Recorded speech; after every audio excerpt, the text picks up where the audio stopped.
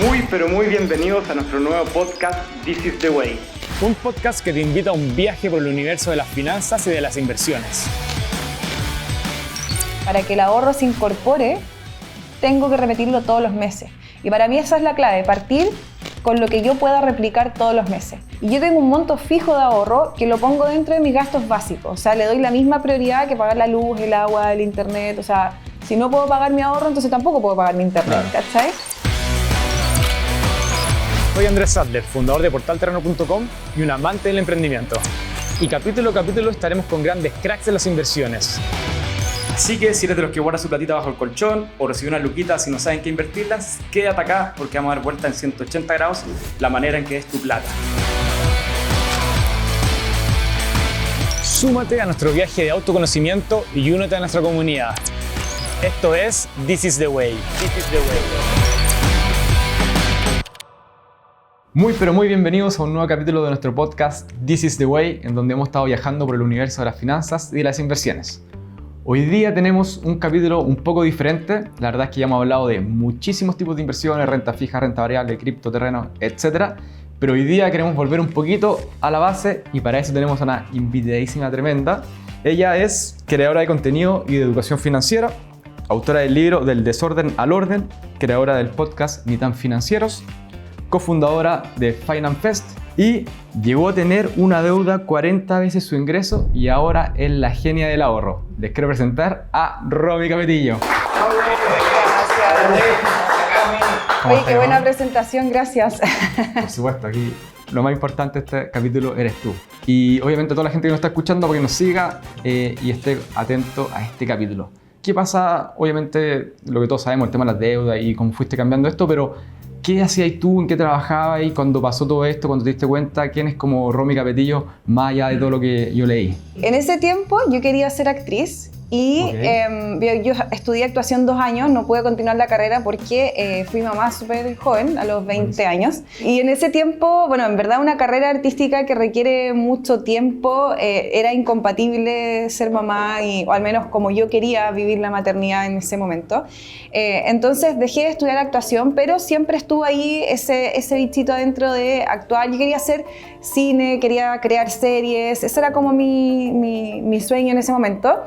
Y en paralelo, como tenía que ganar plata, porque si no vivía, digamos. Había que alimentar mucha poca. Claro, me puse a trabajar, entré a trabajar a una compañía de seguros. Yo estaba en búsqueda de poder ser mamá, como te decía, y ganar plata, digamos. Quería buscar como ese equilibrio. Y una persona me dijo, pues, ¿sabes qué? En ventas te puede ir bien y en el mundo financiero te puede ir más bien. Perfecto, ahí calzaron las dos cosas. Exacto, y ahí me metí a trabajar en ventas y efectivamente me empezó a ir muy bien. Yo era chica, tenía 23 años cuando empecé a trabajar ahí, pero de alguna manera empecé a agarrar contacto, ahí me di cuenta que en el mundo hay mucho dinero, porque llegué a tener reuniones con gente que tenía muchas lucas. Siempre me acuerdo de esta anécdota, que una vez un cliente me llama y me dice, Romy, quiero invertir unas pocas lucas que tengo. Entonces nos juntamos a conversar y cuando le pregunto cuánto eran esas pocas lucas, me dicen que eran 60 millones. Y yo así, ¿what? Claro. Y en ese tiempo, aparte, que ahora con toda la inflación ya... Sí, o sea, todavía sigue... Claro, todavía sigue siendo una locura de plata. Claro, pero ahí empecé a llegar a mucha gente y me empezó a ir muy bien. Y empecé a ganar un buen sueldo, que sin educación financiera, siendo súper chica, nosotros en ese tiempo nos fuimos a vivir con mi esposo juntos, compramos un departamento y empezamos a administrar una casa, pero no teníamos idea de educación financiera. Entonces, como dice el dicho, mientras más ganaba, más gastaba, y así empezó a crecer esta deuda que al principio no me di cuenta hasta que ya nos pegamos este fuerte costalazo cuando nos llega la orden de embargo del departamento donde nosotros estábamos viviendo, en el fondo. No, durísimo, pero ahí fue porque, o sea, ¿qué gastabas o no te das cuenta o pensaste que era normal esto de endeudarse? ¿Sabes qué? Esa pregunta siempre me la hacen, es como, ¿pero en qué te endeudabas? Y yo creo que la gente se imagina que yo viajaba o que tenía grandes lujos. Yo vivía en Macul, que es una comuna súper como clase media, ¿cachai? Teníamos un auto en ese tiempo que era un Kia Morning, después tuvimos un Kia Soul, o sea, un auto súper como normal. Pero lo que sí he podido darme cuenta mirando hacia atrás es que nosotros constantemente gastábamos más de lo que ganábamos. Entonces eso fue armando como una bolita de nieve que creció y mientras uno bicicletear es en el fondo pagar una deuda con otra o apalancarte con las tarjetas de crédito, mientras uno va bicicleteando no te das cuenta que el problema es tan grande hasta que ya ese bicicleteo, o sea, se sale la cadena, Claro, digamos, ya no es ¿verdad? posible otra deuda para pagar esa gigante. O sea, llega un momento que llegas a tope y eso fue lo que a nosotros nos pasó. Ya después ya no nos querían prestar más porque estábamos sobreendeudados y me di cuenta de eso, que primero gastaba más de lo que ganaba y segundo, que nunca tuvimos ahorros. Entonces, las dos cosas conjugaron perfecto para que cada vez que tuve algún problema yo tenía que recurrir al banco. O sea, no tenía otra opción, digamos. Y ahí en ese sentido, cuando tú decías como sin educación financiera, como en qué cosas te caías y que hoy día tú decís, o sea, o era que simplemente veía algo, me lo compro, o simplemente decías como, obvio que lo pago en deuda y el día de mañana la cuota me dejará pagarla. Un error principal fue no tener claridad de los números. Entonces, nosotros todos los meses íbamos como medio improvisando, ¿cachai? Okay. Como recibíamos, al principio trabajaba solo Esteban, que es mi esposo, entonces recibíamos su sueldo, yo me dedicaba a pagar, pero al final nunca teníamos un presupuesto, un control, como para decir, ya, vamos a gastar X cantidad en comida o en panorama, entonces al final... ¿Tú sabes cuánto entraba? Solamente, claro, veíamos cuando entraba y de ahí lo que salía y era siempre como pozo sin fondo. Es como, bueno, y si no tenemos, pasamos la tarjeta, ¿cachai? Como siempre parchando de esa manera. También los dos siempre hemos sido súper emprendedores y no nos ha ido bien con todos los emprendimientos, no nos fue bien con todos los emprendimientos. Entonces ahí también, por ejemplo, hubo un crédito que usamos para emprender, que no resultó, un crédito que usamos para arreglar unas cosas de la casa, ¿cachai? Y todo se fue juntando. Claro, todo se fue juntando al final. No estaba ahí en la playa ni pasándolo bien, sino que eran cosas que se te juntaron en esta deuda que finalmente es personal. Pero en resumen fue una mala gestión, o sea, no tener claridad de tus números es crucial para no desordenarte. Es súper fácil desordenarse. No, y aparte tú ganabas ahí variable, por lo que entendí. También, y eso claro. hacía más difícil hacer esa gestión como el Excel, por así decirlo, del mes a mes. Claro, totalmente. O sea, para mí, yo un mes podía ganar, no sé, me acuerdo que en ese trabajo gané mi primer millón, podía ganar 1,5 millones y el otro mes ganar el mínimo, ¿cachai? Claro. Porque tú ganas el mínimo más comisiones, entonces es muy variable y eso también evidentemente afecta, porque cuando te va bien, tú crees que siempre te va a ir bien, ¿cachai? Y creo que uno de los problemas de trabajar en venta es creer que el próximo mes vas a vender más, ¿cachai? Y eso impulsa que finalmente puedas tener este tipo de desorden financiero. Si yo quiero vender más y no tengo una estrategia para vender más, evidentemente no voy a vender más. Totalmente. ¿Y en qué momento fue como, vamos a buscar otro crédito tal vez para bicicletear el que tenemos actualmente? Y te dijeron no.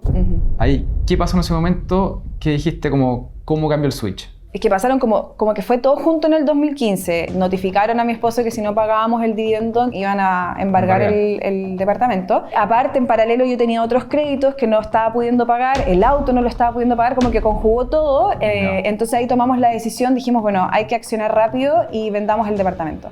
Perfecto. Y justo fue en un año crucial, no sé si te acuerdas que en el año 2016 iban a aplicar el IVA en las propiedades. Perfecto. Entonces el 2015... Sí. Estos locos comprando. Exacto, entonces el 2015 fue el año que la gente compró muchos departamentos. Eso nos jugó a favor porque pudimos vender y llegó una persona que yo siempre digo que es una persona caída del cielo porque llegó con plata en efectivo. Ya, se salvó mucho. Hay un buen dato que es que te compran con un crédito hipotecario, entre que te compren y te llegue la plata pueden pasar 3 meses. Exacto, o más. Claro. En cambio, como esta persona llegó con plata en efectivo, no había evaluación de crédito, simplemente había que firmar y listo, y eso hizo que nosotros no perdiéramos el departamento y pudiésemos venderlo y ganar plata además, porque nosotros compramos en 1.500 UF, en Macul, 2 dormitorios, 2 baños con bodega, y lo vendimos en 2.500 UF, o sea... Eso te ayudó, me imagino, un montón, repactar la deuda, no sé cómo lo fuiste haciendo. Sí, o sea, ahí pasaron también otras cosas. O sea, otro error que ayudó a que me demorara mucho más en salir. Nosotros, antes de que vendiéramos el departamento, repactamos esa deuda. Entonces, dentro del hipotecario, como que quedaron 2 hipotecarios. Entonces, teníamos una deuda y además otra, que es la deuda que habíamos repactado antiguamente de otros dividendos que debíamos. Juntaste todo en otra deuda. Exacto. Entonces, cuando nosotros íbamos a recibir el dinero, nosotros pensábamos que íbamos a recibir, no sé, cuando tú ya las 1.000 UF. Y cuando nos muestran, no, pues si tú tienes aparte otra deuda, fue como, oh, vamos a recibir menos. Aún así, nosotros con esa plata no íbamos a alcanzar a pagar todas nuestras deudas, pero sí íbamos a poder ordenarnos al menos, ¿cachai? El problema es que yo tomé la decisión, mala decisión, de ponernos al día con algunas deudas, pero con el resto nos fuimos de viaje a Punta Cana. Ahí sí me fui de viaje. Ya te la tiraste con todo ahí. Sí. Ya. Con el excedente que en verdad después en teoría era para pagar las otras cuotas de la deuda.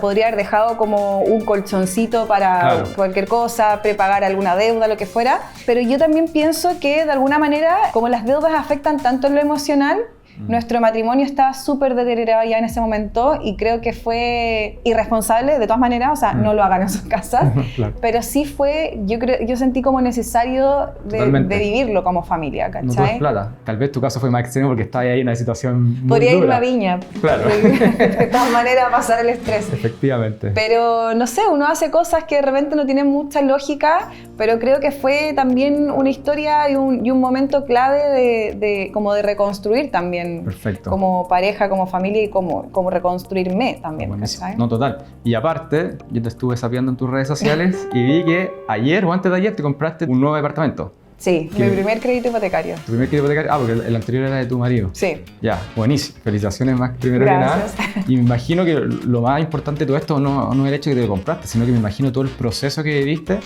desde que la deuda, desde que se salió la deuda, la prescribieron. Me imagino que después los bancos no quieren ser tus amigos por un tiempo. Ujú. Y después ya volvió el romance. Sí. ¿Cómo es eso para alguien que esté tal vez en una situación similar a la tuya? O sea, es tiempo al final como reconstruir la confianza, ¿cierto? Claro. Yo rompí la confianza de los bancos conmigo porque dejé de pagar en su momento. Ahora, yo después pagué todas las deudas. Podría no haber pagado algunas porque algunas dejaron de estar en el sistema, pero yo siento que si uno pide prestado tiene que devolverlos como parte Estoy de acuerdo. de mis valores, no sé. Total. Y costó, porque a mí me pasó que me cerraron todos los productos. Yo no tuve la posibilidad de rescatar alguna tarjeta de crédito, que no me la cerraran, que hay personas que, por Sí, ejemplo, po. les pasa eso. No, a mí me cerraron todos. Todo. Cuentas corrientes, tarjeta de crédito. Entonces, cuando salí de DICOM, que fue en el 2019, casi 20, porque si bien yo me ordené antes, yo estuve en DICOM hasta la última deuda que pagué, porque eran tantas que no podía pagarlas todas de una. Claro, Entonces, obvio. hubo Lo muchas tiraste que en tuve cuota. que dejar ahí como en DICOM hasta que pudiera pagarlas, ¿cachai? Entonces, cuando yo salgo de DICOM, fue todo de cero. Entonces, tuve que primero esperar unos 6 meses, casi un año, para sacar mi primera tarjeta de crédito. Y después de un año de tener esa tarjeta, me dieron una cuenta corriente. Ok. Y después de un año de la cuenta corriente, más o menos, ya me preaprobaron el crédito hipotecario. Bueno, qué bacán. Ya, fue un proceso duro, pero rindió. Sí, es largo el proceso, pero lo importante es que sí se puede volver. Si uno hace las cosas bien, si uno empieza a utilizar bien los productos bancarios, no deberías tener ningún problema para solicitar después un crédito. Perfecto.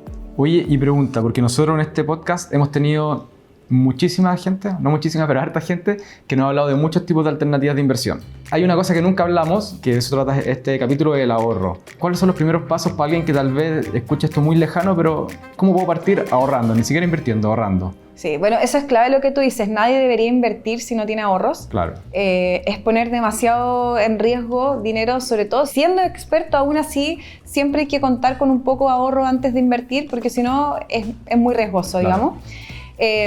Bueno, lo principal y fundamental para comenzar a ahorrar, aunque suene muy obvio, es partir. Claro. Porque tienes que pensar que el ahorro es un hábito y es un hábito no agradable. Es como Claro. alimentarte bien, es como tomar Sí. agua todos los días, Exacto. es como, ¿cachai? Como que es un hábito que no gusta. O sea, que ganas de disfrutar el presente nomás. ¿Por qué tengo que aplazar mi disfrute por pensar en la Romy del pasado? Y ahí nos llenamos de estas frases: me lo merezco, para eso Claro. trabajo, Acá hay parten- Dios Es proveerá. fácil caer ahí, po. Claro, entonces, primero entender eso, que es un hábito, y para que un hábito se incorpore, tengo que repetirlo. ¿Cuántas veces le repites a tu hijo o hija, o le has repetido que se laven los dientes? No, 100 veces. 100 veces, y se lo vas a seguir repitiendo, Claro. hasta que llega un momento mágico que le digo yo, que tengo una hija de 15, que ya yo la veo pasar nomás al baño y se lava los dientes. Es como, ¡ah! Llegó ese momento, ya no le tengo que Yo repetir. estoy lejísimo. Pero fueron años, fue muchas Claro. veces, muchas repeticiones, porque es un hábito y para que se incorpore tiene que haber repetición. Entonces, lo mismo con el ahorro. Para que el ahorro se incorpore, tengo que repetirlo todos los meses. Y para mí esa es la clave: partir con lo que yo pueda replicar todos los meses. Porque, por ejemplo, uno de los errores que yo cometí muchas veces fue comenzar a ahorrar y tratar de ahorrar grandes sumas de dinero para llegar rápido a mi monto. Claro. Pero al final No era era inviable. práctico. Al mes ya estaba necesitando la plata, pero cuando ahorré mis primeros 13.000 pesos, porque ese fue el primer monto que ahorré y que pude ahorrar de verdad, Perfecto. no los eché de menos, porque eran 13 lucas. Claro. Y pasaron 2, 3, un año y nunca rescaté esa plata. Perfecto. Entonces, para mí el secreto está en ahorrar todos los meses, y para que eso ocurra, que sea un monto replicable, que le digo yo, un monto bajo tu Independiente, termostato, claro. pero que tú sepas que lo vas a cumplir todos los meses para incorporar ese hábito. Perfecto. Y ahí en la práctica, así como, porque uno siempre dice, pero ahorro esto de la billetera o saco estas lucas, no sé. ¿Tenéis como algo así, como un esquema así, como ahora en tu cabeza después de todo esto que pasó? Como decir como, no sé, tengo un Excel, tengo un papel donde digo todo lo que entró, lo que salió. ¿Cuánto es lo que ahorro? Porque siempre hablan como, saca este porcentaje, pero a veces no es tan trivial como, por ejemplo, con gente que trabaja con comisiones. ¿Cómo llegó ese número, que tal vez fueron esas 13 lucas, o puede ser un monto más alto? Sí. ¿Cómo lo bajo a tierra para una persona que hoy día no está haciendo nada de esto? El ideal es que ahorres el 10% de tu sueldo. Y si una Ya. persona parte desde su primer trabajo ahorrando el 10% de su sueldo, se va a acostumbrar a vivir con el 90%. Claro. ¿Sabes? Pero en la realidad a veces no se puede. La vida hoy día está súper cara. Vivir, comprar comida, Hijos. o sea, hijos, se entiende, y porque también tiene que haber un espacio para el ocio, ¿cierto? Claro. Entonces, yo por eso digo, más allá del porcentaje, cásate con un monto, y si son 1.000, son 1.000, y siempre Ok. digo 1.000 pesos es más que cero, y eso es como lo importante. Yo efectivamente tengo un Excel, lo reviso todos los meses, armo mi presupuesto, Bueno. y yo tengo un monto fijo de ahorro que lo pongo dentro de mis gastos básicos, o sea, le doy la misma prioridad que pagar la luz, el agua, el internet, o sea, si no puedo pagar mi ahorro, entonces tampoco puedo pagar mi internet, Claro. ¿cachai? Y eso no lo transo, ese monto de ahorro yo no lo transo, le doy la misma prioridad que cualquier otro gasto básico. Pero adicional tengo este otro porcentaje que trato que siempre esté entre el 10 y el 20% de mis ingresos, pero eso va un poco variando también, como te decía, de repente yo soy independiente, entonces hay meses que me Sí. va mejor que otros y ahí uno va tratando como de compensar. ¿En qué momento tú te diste cuenta de que ahorré lo suficiente para pasar a invertir? Fueron dos cosas que se sumaron, porque yo hice algo atípico, los expertos dicen que no se tiene que hacer, pero yo digo que sí. que yo empecé a ahorrar aún teniendo deudas, ¿ok? En el fondo ya. es como que siempre te dicen primero paga tus Claro, deudas y y después... Pero yo creo que es importante igual, si ya estás ordenado, empezar poquito a poco construyendo este fondo de emergencia Perfecto. para justamente evitar futuras deudas. Y ese hábito también. Exacto, y ese hábito. Y yo partí el 2019 ahorrando, partí con 13.000 pesos y al finalizar ese primer año de ahorro, digamos, yo ya estaba ahorrando 50.000 pesos al mes, ¿cachai? Bien. Por un lado empecé a acumular una mayor suma de dinero y por otro lado también empecé a tener mayor educación con respecto a las inversiones. Yo trabajaba en el mundo de las inversiones igual, Claro. trabajé en capitalizarme en el mundo, en rubro inmobiliario, trabajé en compañías de seguro, con los fondos mutuos, qué sé yo. Pero una de las primeras inversiones que hice así como full consciente fue, por ejemplo, a través de Fintual. Perfecto. Y después empecé a utilizar Racional. Y ahí fue como que me empecé a meter en el mundo de las inversiones sin ser experta, obviamente en eso, tenía conocimientos, pero... Claro, venía de ese mundo también. Exacto, pero me ayudó muchísimo ir entendiendo y siempre también recomiendo mucho esto, como jamás invertir en algo que uno no entiende. Porque al final, si no entiendes, estás muy en desventaja, ¿cachai? Es muy complejo tomar decisiones beneficiosas para ti si es que no entiendes lo que estás haciendo. Entonces, entender para mí fue clave y para eso la educación financiera ayudó mucho. A pesar de que estáis trabajando en un mundo muy financiero, de hecho, dijiste que pasaste como de no entender mucho o estar en otra a ya cachar bien cómo invertir y todo. ¿Cómo fue ese proceso? Porque tú me decís, claro, invierte en algo que uno entienda, pero mucha gente dice que entra a Fintual y es como un fondo, pero no tengo idea que entre tal vez. Claro. ¿Cómo fuiste aprendiendo eso? ¿Dónde sacaste ese conocimiento? Sí, yo me acuerdo que el primer curso que tomé fue uno que hace justamente la Bolsa de Santiago, que es gratuito, Bueno. que es para entender el mercado de valores. Es una clase larga, son 2 horas y media más o menos, pero es muy buena porque Términos generales, todo. en términos generales entiendes cómo funciona la bolsa por detrás, ¿cachai? Que yo soy súper como curiosa, entonces yo quería saber, ok, yo hago una operación y ¿dónde se va esa plata? ¿Dónde Claro, está? ¿Qué claro, pasa claro. con mi dinero? ¿Cachai? ¿Se transforma en qué? Y me ayudó muchísimo ir entendiendo eso y también llegaron nuevas plataformas, como te decía, Fintual, Racional, que llegaron a hablar en un lenguaje simple. Sí, lo hicieron ¿cachai? muy fácil también. Exacto, entonces eso yo creo que ha sido el sello de estas nuevas plataformas de atraer a un público que antes ni se hubiese imaginado estar invirtiendo Exacto. en la bolsa de Estados Unidos y hoy día con Racional en 3 clics lo puedes Sí, hacer. Bueno, y también antes era mucho más caro también. También, O sea, las además. comisiones de los bancos. Yo trabajé en un banco, no corredor de bolsa. Ya, Y uno cobraba, o sea, no yo, pero el banco cobraba harto en ese momento y ahora buenísimo que se han bajado un poquito el acceso a la gente, porque finalmente tampoco es una cosa del otro mundo, si va a invertir en empresas, pero uno puede invertir desde 10 lucas hasta el infinito. pensar, ponte tú hace unos años atrás, y no tantos años atrás, no sé, 5 pues. años atrás, invertir en Google, en verdad era como, Sí, claro. no, unos A ver, pocos nomás podían hacerlo. Efectivamente. O te decían, tenés que abrirte una cuenta en esta página, afuera, no sé qué cosa, los dólares, y ya decía, Sí. ya era mucho cuento. This is my way. This is My Way, que es como el way de Romy. Y queremos hablar un poquito de ti y queremos partir preguntándote qué es hoy día lo que te está motivando a seguir invirtiendo o ahorrando en vez de tal vez volver a irte a la playa y ver las cosas de otro punto de vista. Sí, bueno, yo tengo muchos sueños por cumplir, pero me encantaría jubilarme temprano, jubilarme antes de los 50, no dejar de trabajar. Yo creo que voy a trabajar hasta mi último día, ¿cachai? Pero dejar de sentir esa necesidad esa presión de que si no llego a este número no tengo para costear mi vida. Entonces eso es uno de mis principales focos, que me gustaría de aquí antes de los 50 lograrlo, llegar a ese número, que se ve súper lejano por ahora, pero nada es imposible.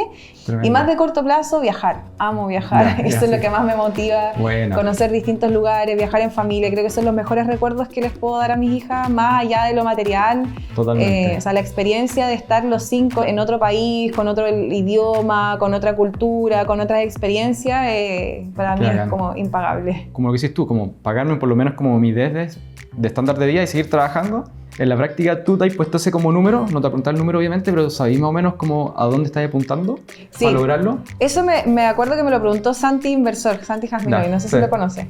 Él me preguntó con cuánto yo podría vivir y yo nunca me había hecho esa pregunta y me acuerdo que hicimos el ejercicio y ahora tengo mucho más claro ese número. La lata es que cuando uno conoce ese número cada vez quiere aumentar el número. Total, claro. Porque cada vez vas viendo que si aumentas ese número aumenta tu libertad también. Exactamente. O querés más cosas en el camino. O quiero más, claro, o aumenta el costo de vida, claro, etc. Entonces sí, se supone cómo es la fórmula para identificarlo, es multiplicar tus costos mensuales, o sea, ¿cuánto es con lo que tú podrías vivir mes a mes? Por 200, y ese número si tú lo rentabilizas en un instrumento que te dé un 6%, se supone que te va a dar el monto mensual que necesitas. Perfecto. El interés de lo que junte me va a dar el costo de hoy día. Exactamente. Ahora hay que invertir en algo que te dé un 6% al año, que no es tan fácil, pero... Efectivamente. Sí, pues suena fácil porque todos hablan, no, si invierte en esto tenía el 10%, pero encontrar algo que rente constantemente un 10% no es fácil. Exacto. Por ejemplo, el S&P 500, que es el índice que mide las 500 empresas más grandes de Estados Unidos, claro, renta entre un 7 y un 10% al año, pero promedio en los últimos 20 años. Exactamente. O sea, hay que aguantarse caídas. Largo plazo. Sí. Oye, ¿y cuál es el negocio que hoy día a ti te tiene más motivada de lo que estés metida? Mira, estoy en un proyecto que no lo puedo contar. Es como la típica, no lo puedo decir. Claro. Pero justo lo voy a decir hoy día. No, de verdad no lo puedo decir porque está en plena... ¿Creación? Claro, creación, pero que me tiene muy motivada. Y por otro lado también mi segundo libro. A mí me encanta escribir. Yo cuando estudiaba actuación era uno de los ramos que más disfrutaba, que era la dramaturgia. Yo quería escribir, como te decía, películas, series, crear mis propias historias. Entonces, para mí, escribir este segundo libro y el primero ha sido una de las mejores experiencias que he tenido en mi vida. ¿Falta poco para saber lo que se viene o todavía? Espero que sí, porque venimos trabajando hace un año en esto, así que espero que se pueda decir pronto. Lo que pasa es que es lento porque es un proyecto un poquito más grande. No, total. Pero no, va a estar entretenido cuando suceda. Todo el éxito con ese proyecto. Sí. Oye, y el libro entonces, bueno, el primero ya está escrito, ya se está vendiendo, está increíble. El segundo lo está escribiendo, ¿cómo es? Sí, de hecho ahora lo entrego esta semana al borrador final. Sí, harto trabajo porque yo escribo, le mando a mi editora, ella me ayuda con la redacción, evidentemente, y me lo devuelve porque hay cosas que, no sé, por ejemplo, digo la CMF, entonces me dice, ¿qué es la CMF? Tengo que explicar, perfecto. Claro. Y si todo sale bien, ahora este segundo semestre debería estar el lanzamiento. Qué máquina, felicitaciones. Gracias. Yo creo que me costaría un mundo escribir, pero con ChatGPT, pidiendo ayuda. A mí me gusta, la verdad. Este segundo libro fue más complicado que el primero, porque el primero más que nada era mi historia. Perfecto, mi por todo lo que hablamos antes, lo que pasaste, etc. Claro, entonces no había mucho que hacer ni que meterle mano, digamos, más que en la redacción.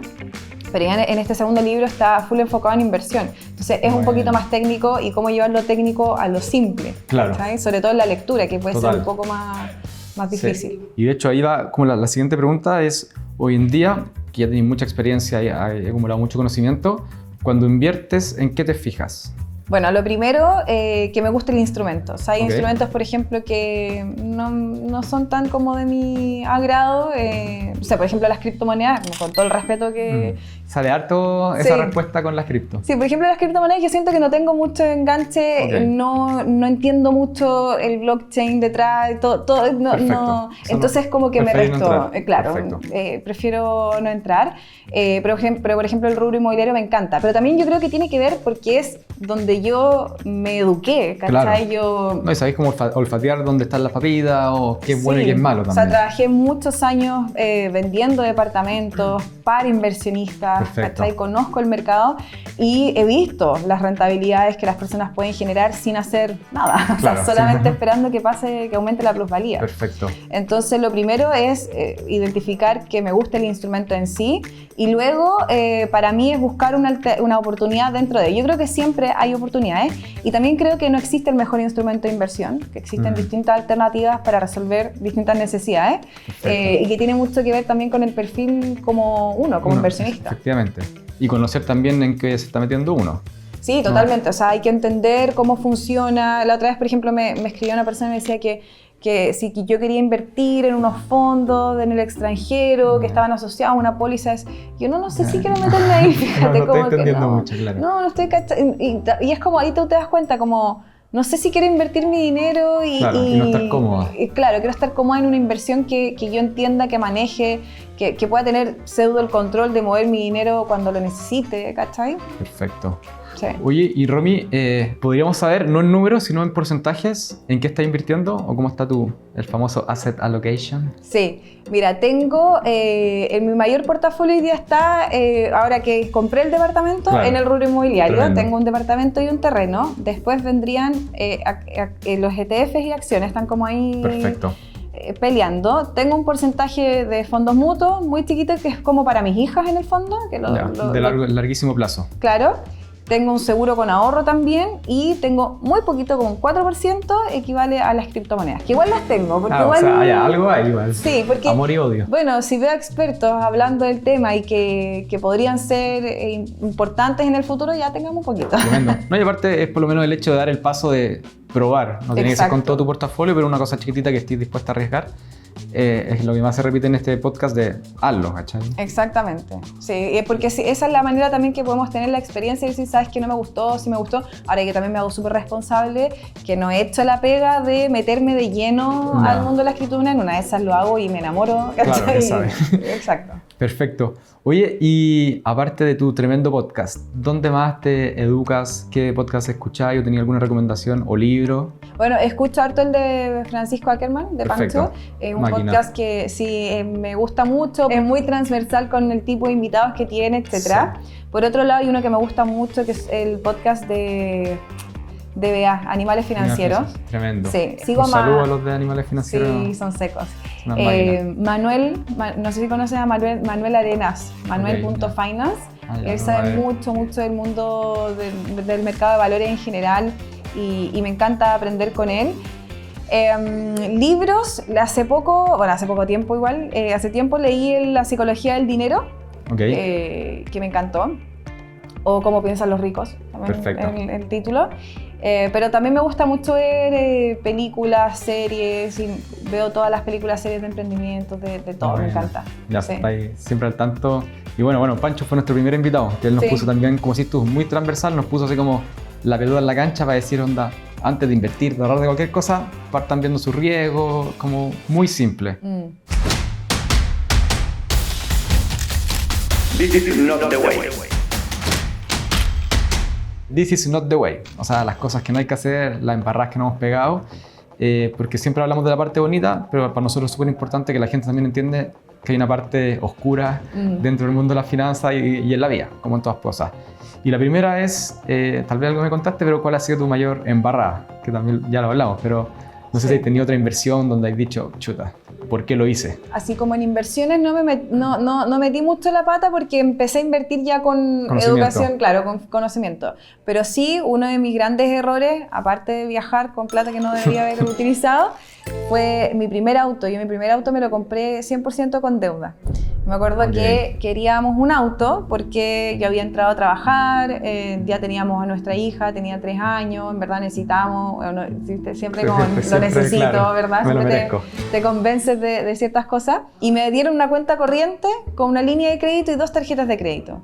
Y yo dije, bueno, con los cupos de la línea de crédito, de las 2 tarjetas de crédito, si yo pido un avance de las tarjetas y saco el cupo en la línea de crédito, tengo el pie para el auto. E impulsivamente fui con esa plata a pedir otra deuda a la automotora, a decirle, bueno, acá tengo el pie, y me endeudé por el otro restante con un crédito automotriz. Una doble deuda. Una triple deuda, porque fue tarjeta de crédito, cupo de las 2 tarjetas de crédito, más la línea de crédito y más el financiamiento del auto. Exacto. O sea, pagaste varios autos. Varios autos. Más encima fue con la compra inteligente, entonces... Ya, la hiciste toda. Le hice todo mal. Yo creo que ese fue un tremendo error porque la deuda hay que saber utilizarla y ahí claramente no la supe utilizar. O sea, el siguiente mes no tenía la plata para devolver la línea de crédito, ¿cachai? Total. ¿Y eso a qué se lo atribuye? ¿Un tema de conocimiento? Conocimiento, la ansiedad también de querer todo ahora y no trazar un plan que tiene que ver también con el ser como joven, ¿cierto? Yo tenía 23 años en ese tiempo, entonces obvio quiero ahora, ¿para qué voy a esperar si lo puedo hacer ahora? ¿Cachai? Claro. Oye, y también hablando un poco de las cosas malas de este mundillo. Tú eres una máquina en las redes sociales, muchísimos seguidores, y me gusta seguirte porque también educas mucho. Pero pasa que hay gente que, no sé si es que nos educa, pero nos ofrece o nos muestra cosas que son de muy corto plazo, de cosas aseguradas, etc. ¿Cómo podemos estar atentos a todas estas red flags? O sea, a todos estos problemas o estafillas, cositas, como nos quiera decir. ¿En qué nos tenemos que fijar para no caer en este tipo de cosas? Yo creo que uno, por ejemplo, como creador de contenido tiene que saber que igual hay una responsabilidad de que hay otra persona que por mucho que tú des el disclaimer, como tipo, no, esto no es una recomendación, igual la gente que te sigue lo va a tomar como tal. De hecho, el otro día veía unos comentarios en un posteo de Pancho en un video que era como, Pancho, tú recomendabas tal cuenta, y es como, no he recomendado, pero efectivamente si uno habla de algo, la gente lo va a tomar como tal, y eso hay que responsabilizarse de eso. Pero también está la otra parte de uno ser responsable con sus decisiones, y cuando uno invierte su dinero, el responsable es uno sobre ese dinero. Entonces, ¿cómo yo puedo asegurarme de que donde estoy invirtiendo no es una estafa? Lo primero es entender que ni en las inversiones ni en la vida el dinero es fácil. O sea, no existe el dinero fácil ni el dinero rápido.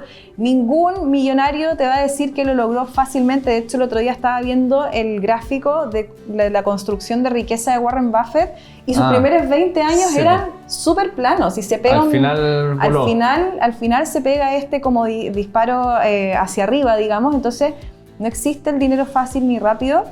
En las inversiones existen las estrategias, existe la perseverancia, el entender lo que estás haciendo. Entonces, si alguien llega a ofrecerte dinero rápido, fácil, sin riesgo, escapa. Ya, preocúpate al tiro. Exacto, preocúpate al tiro, no existe eso. Y otra cosa es si tu inversión depende del ingreso de otras personas. Entonces, ¿te acuerdas, por ejemplo, de los mandala?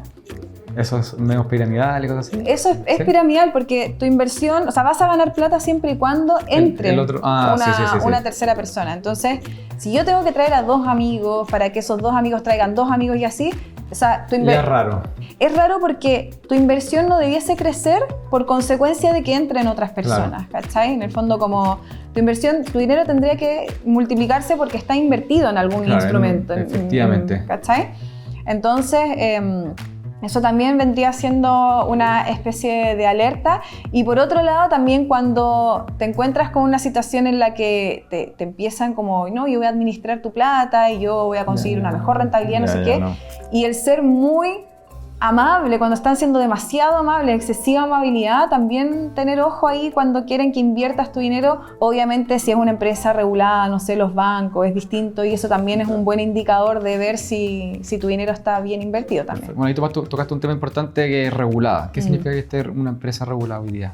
Regulada es que esté bajo la regulación, bajo el alero, digamos, de la CMF, que es la Comisión para el Mercado Financiero. Perfecto. La CMF justamente se preocupa de velar por el buen funcionamiento, el desarrollo del mercado financiero, evitar justamente las estafas, el lavado de dinero, etc. No cualquiera entra ahí, me imagino. ¿Cómo? No cualquiera entra en la CMF. Exacto.